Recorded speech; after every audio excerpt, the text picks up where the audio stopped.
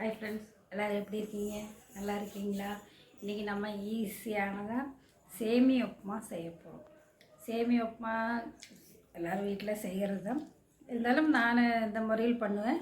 நல்ல டேஸ்ட்டாக இருக்கும், நல்லா இருக்கும். எப்படி செய்யலாம் வாங்க. வடை சட்டி வச்சுருக்கேன், காயட்டும். அதுக்குள்ளே காய் போடலாம்.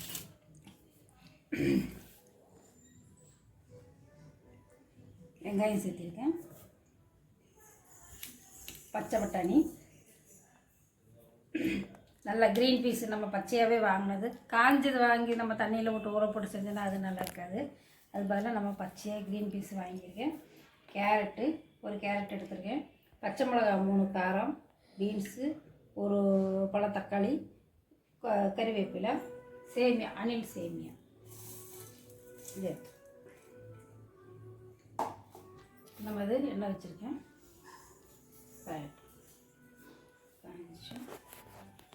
கடுகு,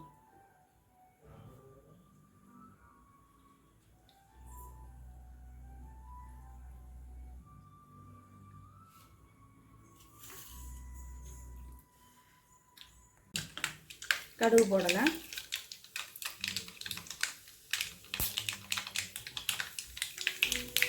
சிம்மில் வச்சுக்கோங்க. கடுகு இதெல்லாம் கடுகாமல் கொஞ்சம்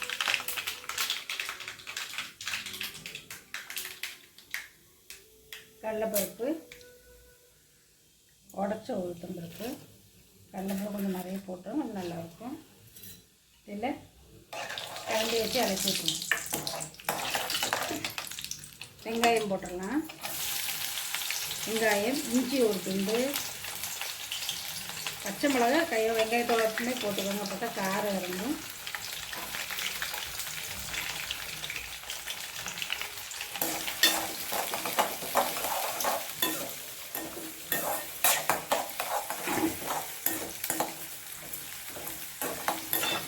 வெங்காயம் வதங்கட்டும்.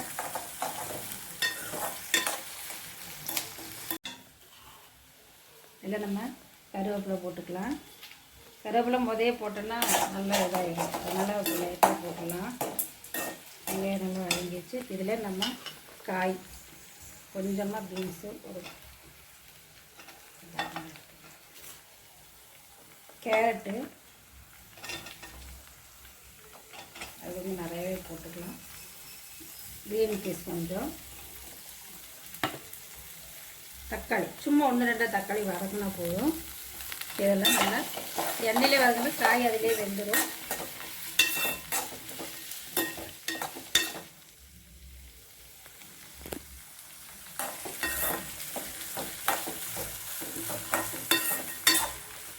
இதிலே நம்ம லைட்டாக மஞ்சத்தூள் கொஞ்சம் போட்டு விட்டலாங்க, நல்லாயிருக்கும்.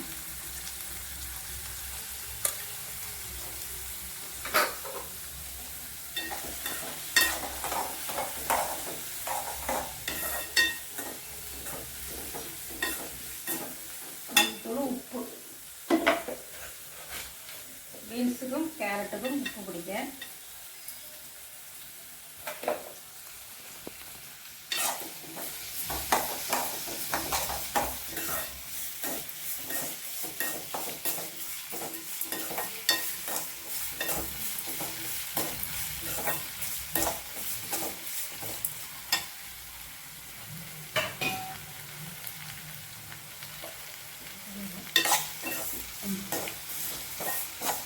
நல்லா காய் வதங்கிடுச்சு.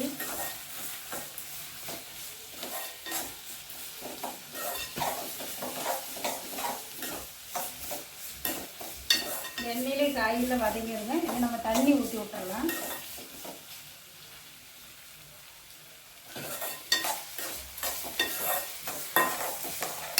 தண்ணி ஊற்றிட்டு உப்பு காரம் எல்லாம் நம்ம போட்டாச்சு. இந்த தண்ணி ஊற்றிடலாம். சேமியாக்கு தகுந்த தண்ணி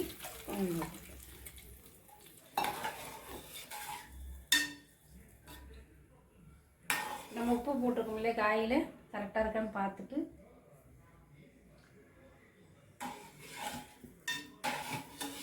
ரொம்ப போட்டாலும் உப்புமாவுக்கு அப்புறம் இதாக இருக்கும். நம்ம பார்த்து போட்டுக்கலாம். போட்டால் நான் கரெக்டாக இருக்குது. இது கொதிக்கட்டும்.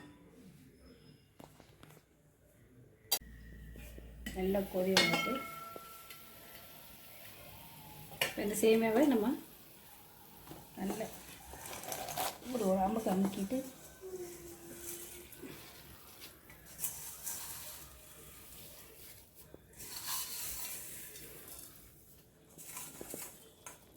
இதான் நான் பேக்கெட்டில் ஒன்று வருது.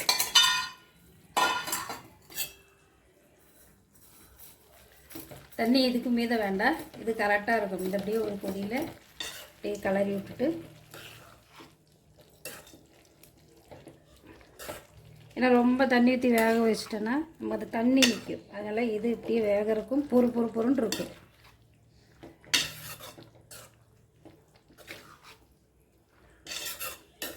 சேமியா முங்குற அளவுக்கு இருந்தப்போ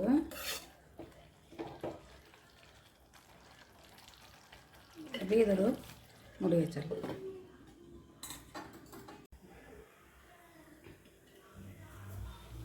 இப்போ நம்ம இதை சிம்மில் வச்சு தான் வச்சுருக்கோம். தண்ணி எல்லாம் கரெக்டாகிட்டு பாருங்கள். இப்போ இது நம்ம இதை ஆறி சாப்பிடும்போது பொறுன்னு இருக்குங்க, கரெக்டாகிடும்.